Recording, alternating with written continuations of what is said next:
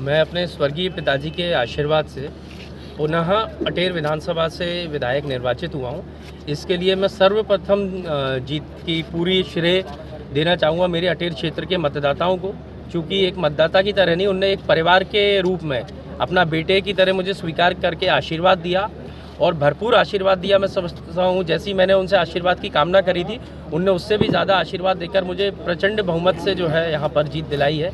इसके लिए मैं उनके लिए आजीवन ऋणी रहूँगा अपनी जनता का, और जीवन भर उनके आभारी रहूँगा। मैं यही कहूँगा, उनके चरणों की धूल बन के आगे सेवा भी करूँगा उनकी। मैं अगर सच कहूँ तो मुझे लगता है एक तो जनता का मेरे परिवार, मेरे स्वर्गीय पिताजी से और मेरे परिवार से जो जुड़ाव था, एक कारण ये रहा, और दूसरा कारण जो यहाँ स्थानीय मंत्री और ख़ास तौर पे उनके भाई के द्वारा जो भ्रष्टाचार और जो अन्याय अत्याचार झूठी FIR की गई, तो जनता एक तो उनको हराना भी चाहती थी और दूसरा जनता मुझे जिताना भी चाहती थी। तो मैं समझता हूँ ये दोनों कारण बन करके एक बहुत बड़ी जीत में तब्दील हुआ है। ये कार्य जो करना चाहूँगा, सबसे पहले तो मैं, क्योंकि सरकार मेरी नहीं है, इसलिए मैं अब जो सरकार है, जो भी मुख्यमंत्री भारतीय जनता पार्टी जिसको भी बनाते हैं, उनसे मांग करूंगा कि अटेर क्षेत्र में गौशालाओं का निर्माण सबसे पहले शुरू किया जाए और उसके बाद ओवरब्रिज पुल बनना, क्योंकि यहाँ पे अटेर से डूब प्रभावित कई सारे गांव रहते हैं। ऐसी बहुत सारी समस्याएं हैं, तो उन सब के लिए मैं मांग करूंगा।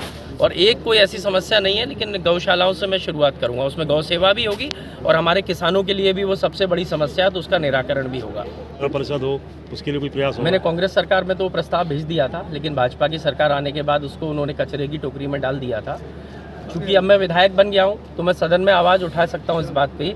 तो अब मैं सबसे पहली मांग इसको भी रखूंगा कि हमारे अटेर को विकास की गति में आगे बढ़ाते हुए अटेर ग्राम पंचायत को जो है तहसील में तब्दील किया जाए और वहाँ नगर पंचायत बना करके और अटेर को आगे विकास की गति का जो पहिया रुका हुआ था उसको और गति देने का कार्य किया गया। तो वहाँ गतिविधियाँ बढ़ेंगी, रोड साइड जो है टूरिज़्म भी बढ़ेगा, होटल खुलेंगे, लोग अपने अलग ज़मीनों के रेट बढ़ेंगे, वहाँ पर किसानों को लाभ मिलेगा। तो ये सारी चीज़ तो होंगी, तो इसलिए जितना जल्दी निर्माण कार्य होगा उतना जल्दी यहाँ क्षेत्र के मतदाताओं को लाभ मिलेगा। अधिकारी ज़्यादातर भिंड रहते हैं अटेर के, तो कोई प्रयास भी करेंगे? जब मुख्यालय वहाँ पे जो है अटेर में, वहाँ पे अगर सही से उनको सख्त हिदायत दी जाएगी तो वो वहाँ पर रहना भी शुरू करेंगे अधिकारी। और दूसरी चीज़, जब वहाँ पर नगर पंचायत बन जाएगी तो एक नगर पंचायत के चलते मुझे लगता है और जल्दी विकास भी होगा और अधिकारियों को वहाँ रहने की सुख सुविधाएं भी प्राप्त होंगी।